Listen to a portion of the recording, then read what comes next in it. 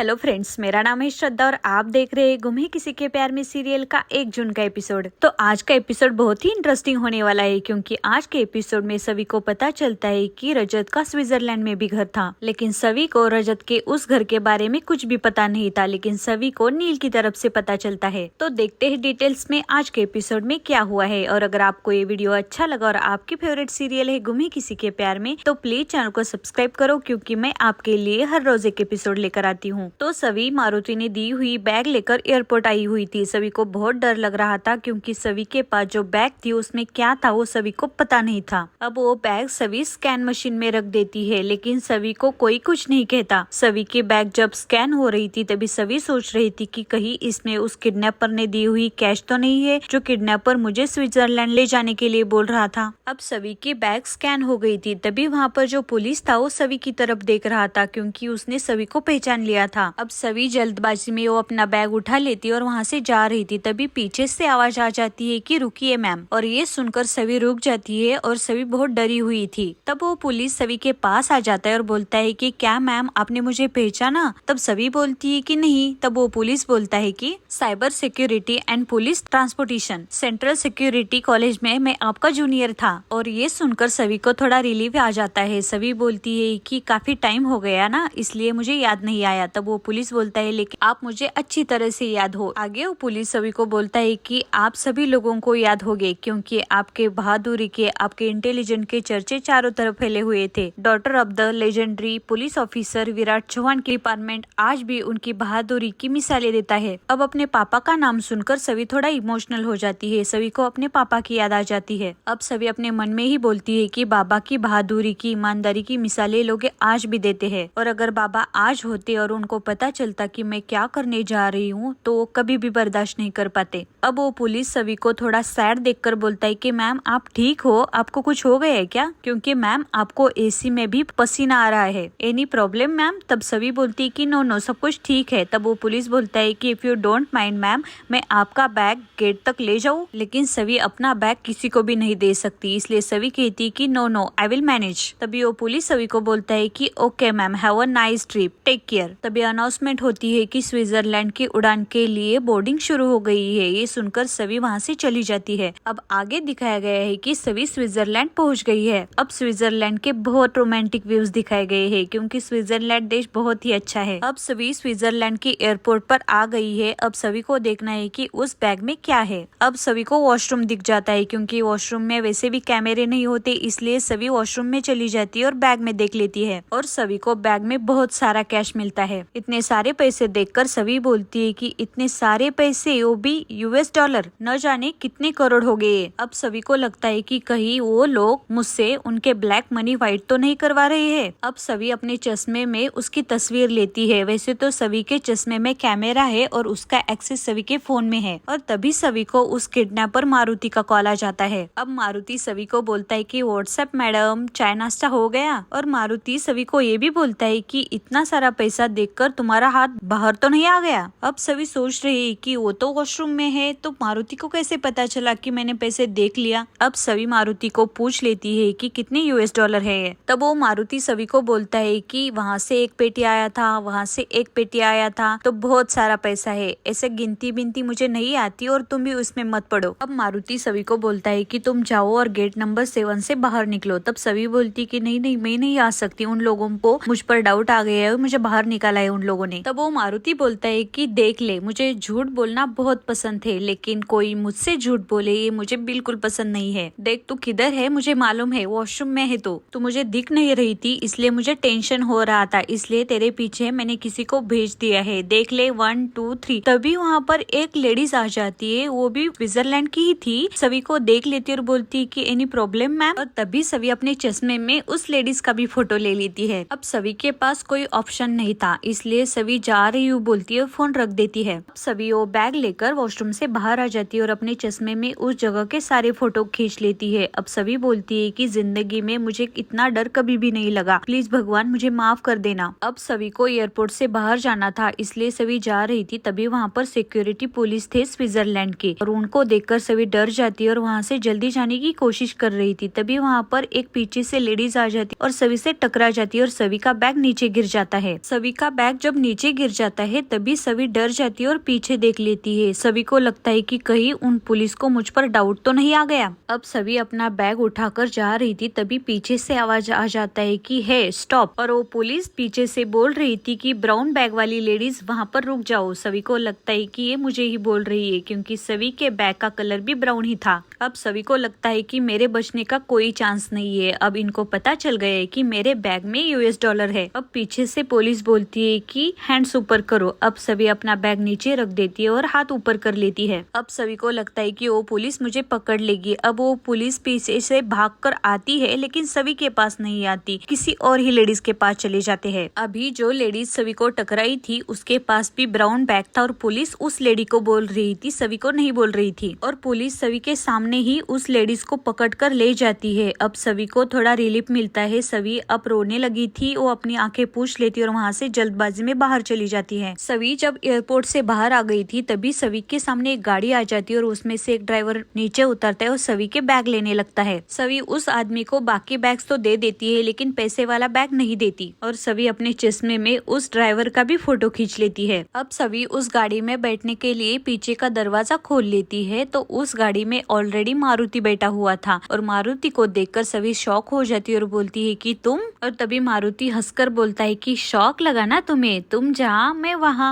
अब मारुति सभी को बोलता है कि तुम्हारी याद आ रही थी इसलिए बोला कि मिलकर आता हूँ। अब मारुति सभी को उसके साथ गाड़ी में बैठने के लिए बोलता है। सभी गुस्से से मारुति का डोर क्लोज कर लेती है और मारुति के साइड वाले सीट पर आकर बैठ जाती है। अब मारुति गाड़ी में सभी को देख रहा था, घूर घूर के देख रहा था। तभी सभी बोलती है कि क्या हुआ। भी मारुति बोलता है कि मैं सोच रहा था कि दिखने में तो बहुत ही सीधी सादी है तू, लेकिन बहुत शानी है रे तू। पैसे से भरा हुआ बैग मुंबई से स्विट्जरलैंड लेकर आई तू। तभी सभी बोलती है कि हाँ, तुम्हारे इस पैसे के हेरा फेरी के रैकेट में और सारे लोग शामिल है ना एयरपोर्ट पर जिन्होंने रोका नहीं मुझे। अब मारुति सभी को बोलता है कि एकदम जेंटलमैन दिख रहा हूँ ना मैं, देख लेना, एक नया सूट, नया शूज, बस एक चीज की कमी है और वो कमी तुम पूरा कर सकती हो। तभी सभी बोलती है कि क्या। उस पर मारुति कहता है कि तेरा ये चश्मा, अगर चश्मा मिल जाए तो मेरा लुक कंप्लीट हो जाएगा, देना मुझे तेरा चश्मा। तभी सभी बोलती कि नहीं। अब मारुति सभी का चश्मा अपने हाथों से निकाल रहा था, सभी नहीं दे रही थी। सभी बोल रही थी कि मत लो, मेरी बच्ची ने दिया है गिफ्ट मुझे। तभी मारुति सभी को बोलता है कि अरे मैंने तुम्हें इतने करोड़ों रुपए दे दिए और तुम चश्मे के लिए रो रही है। सभी मना करने के बाद भी मारुति सभी का चश्मा ले ही लेता है। अब मारुति सभी को बोल रहा था कि कितना सस्ता चश्मा है, चोर बाजार से लेकर आई है ना। तो सभी वो चश्मा मारुति से लेने की कोशिश कर रही थी लेकिन मारुति नहीं देता और अपनी आंखों पर वो चश्मा पहन लेता और बोलता है कि अरे वाह, ये चश्मा तो बहुत ही अच्छा है। अब वो चश्मा मारुति निकाल लेता है और तोड़ देता है क्योंकि मारुति को शक आ गया है सभी पर, क्योंकि उस चश्मे में कैमरा लगा हुआ है। मारुति ने जब चश्मा तोड़ दिया तब सभी शौक ही हो जाती है। अब सभी बोलती है कि तुम्हारा दिमाग खराब हो गया है क्या, चश्मा क्यों तोड़ दिया मेरा। अब मारुति सभी को बोलता है कि शक नहीं, मुझे पक्का यकीन है तुम कुछ तो झोल कर रही हो, फोन दिखा अपना। सभी फोन नहीं दे रही थी लेकिन मारुति सभी से फोन भी छीन लेता है और सभी के फोन में सभी ने निकाले हुए सारे फोटोज देख लेता है। और फोटोज देखकर मारुति बोलता है कि कितनी शानी है रे तू, कितनी शानी है रे तू, इधर मेरा काम करने के लिए आई है क्या, पुलिस का काम कर रही है तू। क्या मैडम ऐसे बगैर परमिशन के फोटो खींच लेती है क्या। तभी सभी बोलती है कि मेरी ननद को तुमने किडनैप किया है और तुम मुझे सही गलत सिखा रहे हो क्या। तभी मारुति बोलता है कि अरे तू मुझे से कंपेयर क्यों कर रही हो, मैं तो मामूली सा गुंडा हूँ और तुम ACP हो, तो ये सब तुम्हें सूट करता है क्या। अब मारुति सभी के फोन में से वो सारे फोटोज डिलीट कर लेता है। अब मारुति सभी को धमकाता है कि सुन, ये तू सब कर रही ना, उसका प्रॉब्लम तुम्हें नहीं होगा, उस रिद्धि को होगा, तुम्हारी ननद को। तब सभी गुस्से से बोलती है कि तुम जो कह रहे हो मैं सब कर रही हूँ ना, अगर रिद्धि को कुछ हो गया ना। अब सभी बोलती है कि कब छोड़ रहे हो रिद्धि को, कहाँ है रिद्धि। तब मारुति बोलता है कि अरे ये तो तुम्हारे ही हाथ में है, जितना जल्दी यहाँ का काम तू निपटा लेगी उतनी जल्दी रिद्धि छूट जाएगी। जैसे ही तू यहाँ से नागपुर एयरपोर्ट पर जाएगी तो रिद्धि तुम्हारे सामने खड़ी मिलेगी तुम्हें। अब रिद्धि को छुड़ाने के लिए सभी मारुति से बोलती है कि आगे क्या करना है बताओ। तब मारुति बोलता है कि अब सुन, कल हम दोनों बैंक में जाएंगे, ये कैश तुम्हारी अकाउंट में डालेंगे और स्विट्जरलैंड से इंडिया ट्रांसफर कर देंगे, बस मिशन खत्म। अब गाड़ी रुक जाती है। अब सभी मारुति को बोलती है कि कल पैसों के साथ मिलती हो तुम्हें सुबह। लेकिन अब मारुति को सभी पर विश्वास नहीं है, इसलिए मारुति सभी के साथ वो बैग नहीं देता और सभी को अकेले जाने के लिए बोलता है। और यहाँ पर नील के घर का ड्रामा दिखाया गया है। अब नील की आई नीचे आ गई है और बहू को बोल रही है कि नील घर में नहीं है। और नील की आई सारे घर वालों को बोलती है कि नील अपने कमरे में नहीं है, इसलिए मुझे तो लग रहा है कि नील फिर से गायब हो गया है। नील घर में नहीं है ये सुनकर सारे घर वाले परेशान हो जाते हैं। नील की आई तो रोने लगती है और नील की आई बोलती है कि कहीं कहीं नील घर छोड़कर तो नहीं गया होगा। घर वाले नील को कॉल कर रहे हैं लेकिन नील का कॉल भी नहीं लग रहा है। और यहाँ स्विट्जरलैंड में सभी स्टे करने के लिए होटल पहुँच गई है। सभी रिसेप्शन पर खड़ी हुई है। सभी होटल में रुकने के लिए रिसेप्शन में अपनी प्रोसेस कर रही है। और यहाँ नील के घर वाले परेशान हो गए हैं क्योंकि घर में नील नहीं है। और तभी घर में नील का बड़ा भाई अमय आ जाता है और अमय बताता है कि मुझे पता है कि नील कहाँ पर है। और यहाँ पर सभी को रिसेप्शन पर नील मिल जाता है। नील वड़ा पाव खाकर चिल कर रहा था। तभी नील को देखकर सभी शॉक हो जाती है और बोलती है कि डॉक्टर नील यहाँ स्विट्जरलैंड में क्या कर रहे हैं। और यहाँ पर अमय ने सारे घर वालों को बता दिया है कि नील स्विट्जरलैंड गया हुआ है। और यहाँ सभी नील के पास आकर बोलती है कि क्या कर रहे हो यहाँ पर। और नील अपने मन में सोच रहा है कि एसीपी नितिन से नील को पता चल गया था कि सभी स्विट्जरलैंड आ रही है। लेकिन ये बात एसीपी नितिन ने नील को नहीं बताई थी, बल्कि नील ने चुपके से सुनी थी। और इसी वजह से नील सभी के पीछे पीछे स्विट्जरलैंड आ गया है। और यहाँ पर नील सभी को देख लेता है और नील शॉक होने की एक्टिंग कर लेता है। नील वड़ा पाव खाते बहुत स्वीट लग रहा था। और यहाँ पर श्रीचंद को पता चल गया है कि चिराग यूएस जा रहा है और श्रीचंद ड्राइवर पर ही गुस्सा हो रहा है कि उन्होंने चिराग को क्यों छोड़ दिया। लेकिन ड्राइवर श्रीचंद को बता देते है कि चिराग भैया ने कहा था कि अगर मैंने उनको छोड़ नहीं दिया तो वो कैब कर लेंगे। और तभी श्रीचंद को चिराग का मैसेज भी मिल जाता है कि चिराग यूएस गया है और वो खुद चिराग ने किया था। और ये देखकर श्रीचंद को बहुत गुस्सा आ जाता है। श्रीचंद बोलता है कि